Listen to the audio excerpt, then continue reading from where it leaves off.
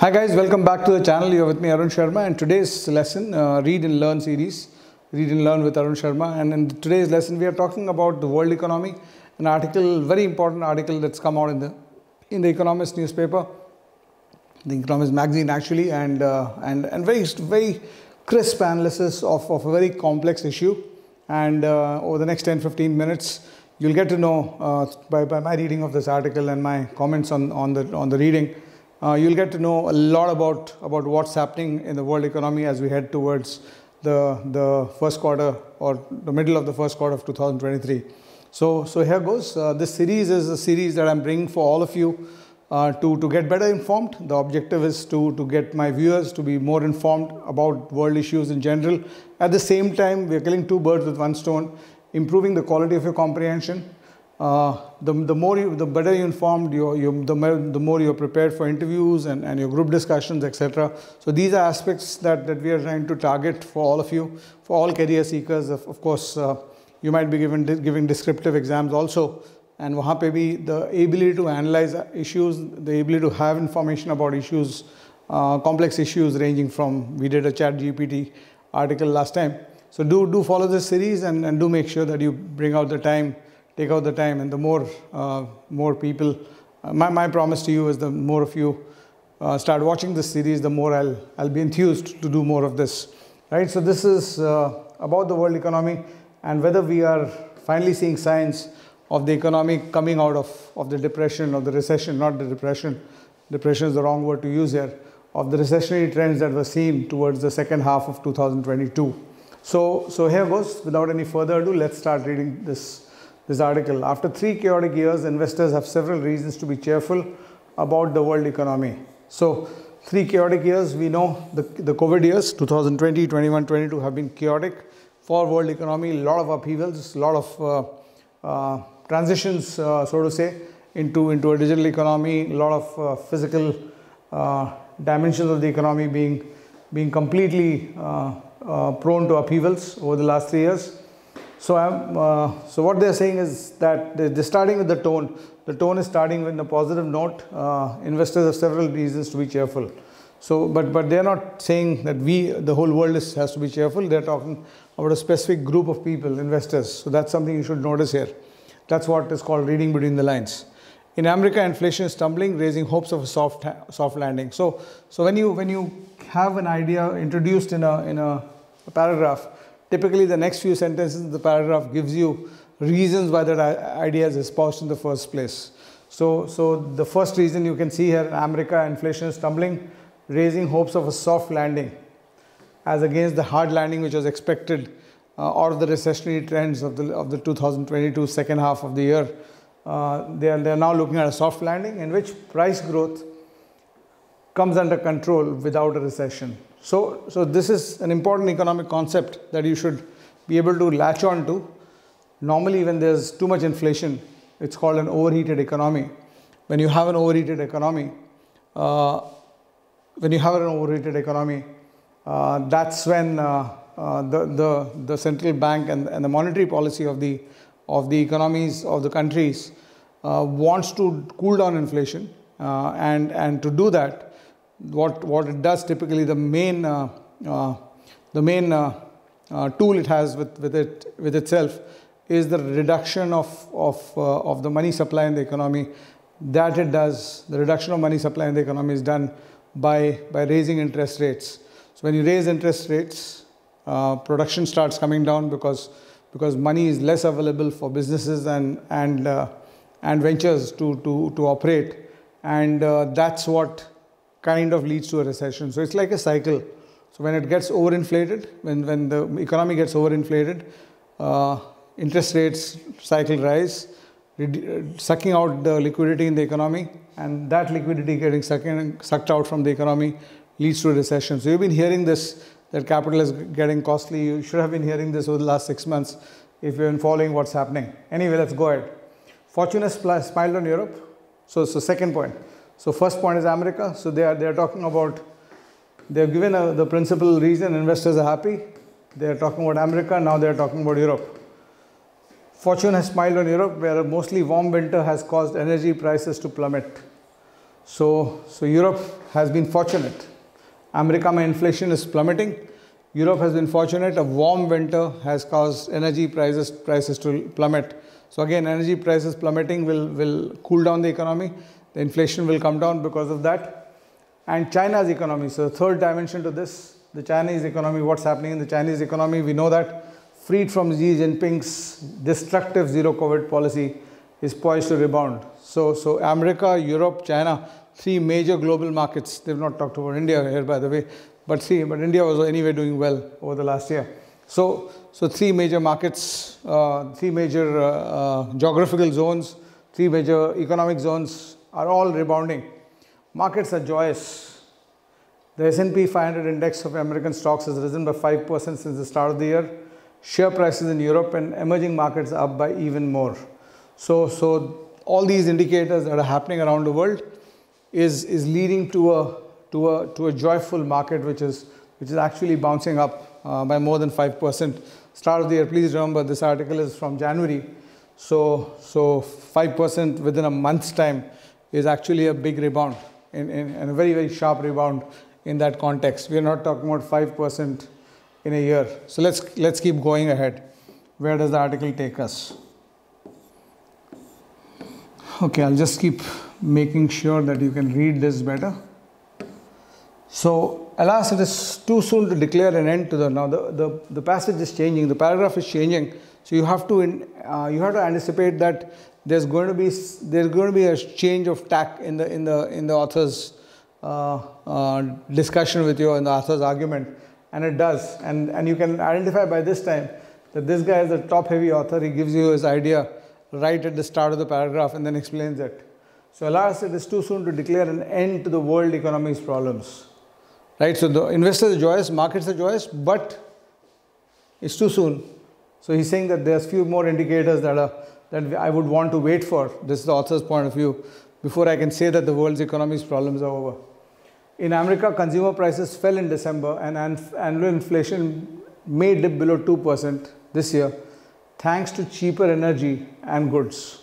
So what has caused the dip in inflation? Cheaper energy and goods. Two things. So what they had talked about in the first paragraph is that America inflation is tumbling. Why it is tumbling? Cheaper energy, cheaper goods.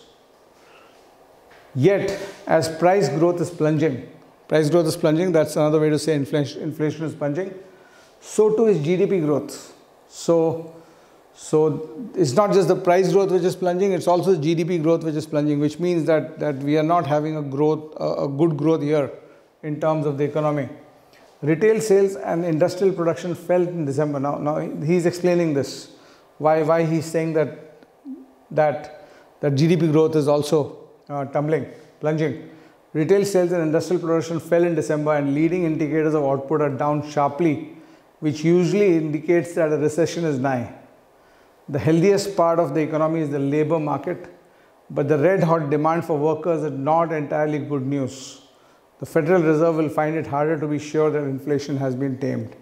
So he is putting a caution in this paragraph, specifically about the American economy, that while inflation has come down, and inflation is plunging because of energy costs and goods prices, but there is a clear indication that the economy is headed into a recession because businesses are not earning, GDP growth is down, retail sales and industrial production is falling in December, and leading indicators are down sharply, leading indicators of output.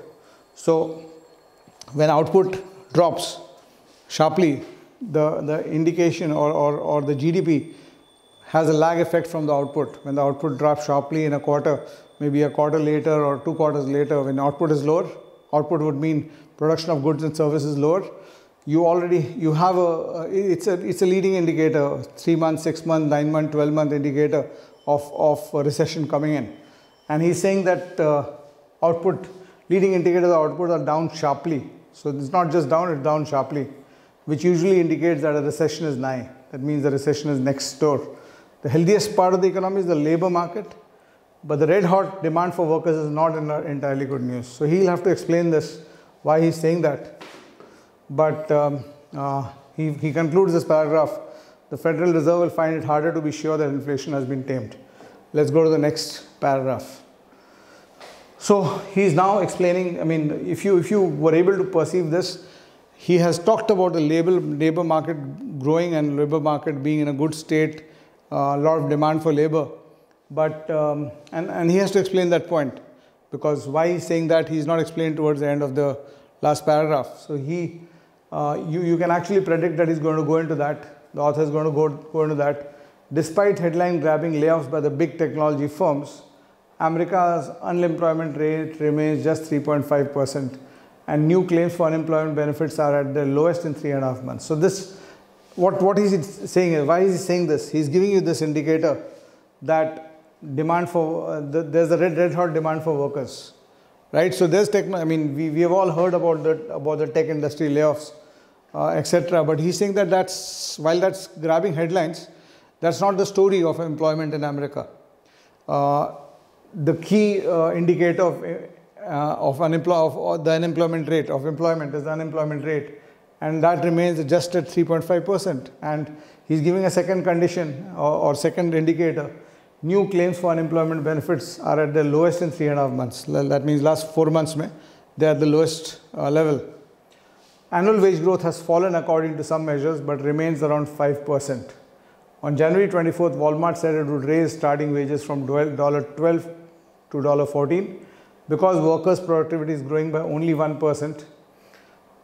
Okay, now you have to, I mean, when you read something, you have to try to understand where the author is saying, what he's saying, because these are typical comprehension questions that you get when you solve your reading comprehension passages in your exams. So this part, I mean, you have to be able to break this sentence. This part is mostly examples. He's talking about why he's saying that the labor markets are red hot, right? And then you already understood that this author gives you a punch at the start of the paragraph or at the end of the paragraph. So the punch from him is coming at the end of this paragraph. Because workers' productivity is growing by only about 1% a year, fast growth, wage growth portends price rises that far exceeds the Fed's 2% inflation target. So what he's saying is that there's not much unemployment, labor costs are rising, and labor costs rising without productivity rising is an indicator of inflation. Is an indicator, portends means it shows in the future price rises, and that far exceed the Fed's inflation target. So you have to correlate this paragraph with what you just read here, where he said but the red hot demand for workers is not entirely good news, right? Is not entirely good news. So when you're reading something, you have to think about it from a listener's viewpoint. The author is telling you something. You have to ask. There's a question that comes to your mind when you read this sentence in the previous paragraph, in the second paragraph of the passage, that is not entirely good news. So your immediate question is why? Why are you saying this? So the author, when he brings out an unanswered question like this, or an unexplained comment like this, good authors will typically give you an outcome, will give you an answer to the question later, or answer to the issue raised later, and he's done that. So why he's saying that so they might ask you a question, why is it given in a comprehension passage, they might ask you a question, why is the Walmart example cited? Right, so it's cited the answer to that question will be that the Walmart example has been cited to show you or to portend the price rise that is expected to happen, because he's saying in conjunction with the Walmart example that productivity is not rising. So if wages are rising, productivity is not rising, it means the cost of the goods you are producing and the services you are producing is going to go higher, and that is going to lead to price rises, and that is going to hit your inflation targets. So that's what he's saying. That's why he's saying, or if you have a question like, why does the author say, or why does the author say that red hot labor prices are not good news, or not always good news? So you have these answers here if you can connect these two paragraphs. We move on.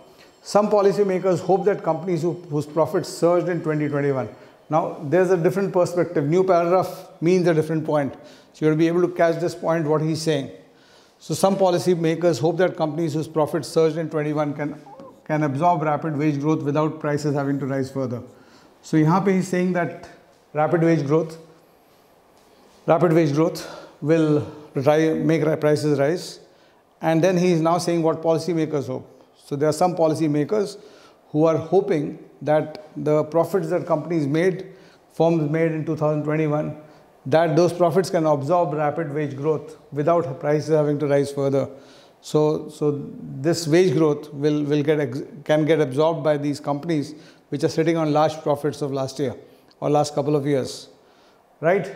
And it does not need to be transferred to prices rising for the goods and services. Yet by last autumn, higher profit margins accounted for only an eighth of the pandemic era inflation. That means that he's giving a counterpoint to this, to what policymakers are thinking, that he's saying that only 1/8 of pandemic era inflation, the inflation caused by the pandemic and the disruption of the pandemic, only 1/8 of that was because of higher profit margins, right? So that means he's actually negating that point. Given that Wall Street is expecting disappointing earnings for the fourth quarter of 2022, that means January to March 23, this suggests that firms will raise prices in lines with their labor costs. Or maybe we are talking about the last quarter of 22. I think this is the last quarter of the not the financial year, this is the last quarter of the calendar year. This suggests that firms will raise prices in line with their labor costs. So he's putting a counterpoint to what he was saying, that prices will rise. He's addressing the counterpoint of policymakers by saying that that's not true. Firms are not going to absorb the price rises driven by greater labor costs. They are going to pass it on to consumers because they are not earning. It's not from the profits. They are not having those profits. And even pandemic era profits were not, only 1/8 of pandemic era inflation was created by profit margins that firms had. So firms did not have, as the popular thought goes, that companies and firms and corporations enjoyed too much profits in the pandemic era because of the pandemic and the disruptions it caused. So firms which are on the right side of the pandemic had a lot of extra income and extra profits. But he's saying that if you look at the inflation during the pandemic era, it was not caused by these firms and the prices that they were driving up because they were in monopolies, etc. So that's what it's saying here. And we move ahead. Markets expect the Fed to start cutting interest rates within a year as growth slows. Whenever you come across a new paragraph in a good quality article, you always should have your antenna up about the fact that there's going to be a new point. So market expects the Fed to start cutting interest rates within a year as growth slows. So growth is slowing. GDP indicators, sharp downturn in all output indicators. Those things we have seen in the previous paragraph. But if the Fed is serious about reducing inflation to 2% and keeping it there, it will need to keep rates high until wage growth cools, even if that brings about a recession. So he is not ruling out this recession. He's saying that till the wage growth cools down and the rate of wage growth cools down, the interest rates by the Fed is the official Federal Reserve that defines monetary policy for the US, for America, and he's saying that the Fed will have to keep interest rates high till the labor markets don't cool down, and that might lead to a recession, which we are trying to avoid, or which markets are discounting now when they're saying that they're very joyous. So we come to the last part of this. So the next paragraph, last two paragraphs. Should America face a downturn, it is likely to take Europe with it. So now he is going back to global. Abhi tak he started with America, he started with Europe, he started with China. And the last 2-3 paragraphs, he is just focusing on what's happening in the American market, and American labor market, American inflation, American interest rates. He is talking about all that. Now he's come back to Europe and saying, should America face a downturn, it's likely to take Europe with it. It's saying that Europe is not insulated from what's going to happen in America, right? So Europe will also go down with it. Despite falling energy prices, the Eurozone also has an underlying inflation problem, as is apparent in rising wage growth. So same thing happening in Europe, high wage growth. Christine Lagarde, the head of the European Central Bank, has warned that interest rates will have to rise significantly, contrary to the more dovish expectations of investors. Investors are more positive. Dovish, the dove is a symbol of good news normally. So you've got dovish expectations of investors, but the Central Bank of Europe, European Central Bank head, has warned that interest rates will have to rise significantly. A stronger dollar, which is likely if the Fed keeps raising rates, and investors take fright at the consequences. Now, again, when you're reading this, if you're not good enough or able to understand the whole sentence at one go, there's a dash in between. You should notice this, and you should read this. A stronger dollar would raise imported inflation and make the ECB's job harder still, while also paring back the rally in emerging markets. And बीच में क्या बोला है? A stronger dollar, which is likely if the Fed keeps raising interest rates and investors take fright at the consequences. So it's very likely that the dollar will keep getting stronger because of the Fed raising interest rates and investors becoming frightful because of the raising of interest rates, expecting a recession to come. Right now, investors are thinking that rates are cool down karenge, but there's a sting in the tail of the recession, of the recessionary trends because of the labor market prices. That's what he's talking about here. So a stronger dollar would raise imported inflation, this from the Europe's perspective, and make the ECB's job, the European Central Bank's job, harder still, while also paring back the rally in emerging markets. So it'll boil down, or it'll remove the rally that's happening in emerging markets. So it's actually going to be a worldwide problem, is what he's saying. And then he ends up with the end of zero COVID in China has lowered the chance that supply chains will come up. So now he's talking about what effect China's zero COVID policy being called off is going to have. So the end of zero COVID. So you have to be always very attentive. Your antenna has to be up in the first couple of sentences of every new paragraph to understand what is the change of tack, what is the change of structure, or what is the change of idea that the author is introducing. So the end of zero COVID in China has lowered the chance that supply chains will come up. So that means he's expecting supply chains now to be smoothened. China mein zero COVID ke karan, as you know, you should know this, supply chains across the world had got distorted. And you had the semiconductor crisis last year, and so many things happened across various supply chains. However, its rebound, this is China. China's rebound is not an unalloyed good. It's not 100% good for the rest of the world, which has an inflation problem, not a shortage of spending. China's extra imports will add more fuel to overheated economies. So he's saying that China, when now that's opening up, it will start importing, and that import will start overheating the economy again, because inflation will come back because of that. Europe's gas storage is full in part because China's demand. So China's rebound is not an unalloyed good. And so why does the author say that China's rebound is not an unalloyed good? The reasons are: one,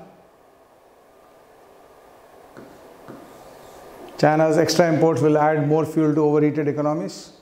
Two, Europe's gas storage is so full in part because China's demand for liquid LNG in 2022 was 20% below its usual level. Demand is now likely to bounce back. Demand for LNG is likely to bounce back, which could cause prices to surge once again next winter. So Europe was getting cheap oil. Europe was getting cheap energy, mentioned in the first paragraph, if you remember that. And part of the reason why it was getting cheap energy was because China was not in the market for energy. Its demand for energy was 20%. LNG is one of the sources of energy. So the demand for LNG was 20% below, right?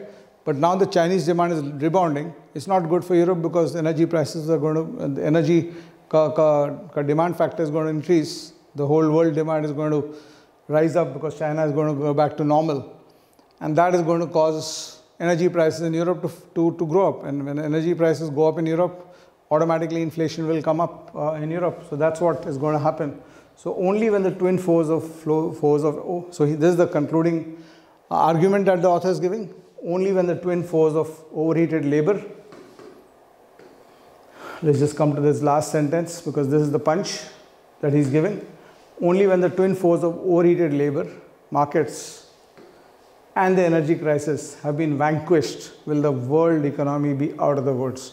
So what is the author's opinion? The author's opinion is that while there are good thoughts and good trends, good indicators, investors are happy, markets are rebounding, etc. But there's a caution note that you need to understand, and the two caution notes that he's brought in are the fact that labor markets are overheated, which is going to cause a worldwide problem of rising costs and inflation, which will keep interest rates high across Europe and America and across all markets, and that's going to cause recessions.